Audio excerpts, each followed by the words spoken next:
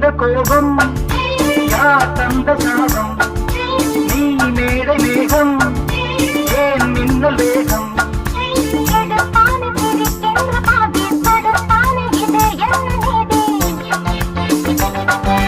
உனக்காக எரிக்கின்ற ஜோதி இவன் இன்று உறங்காத ஜாதி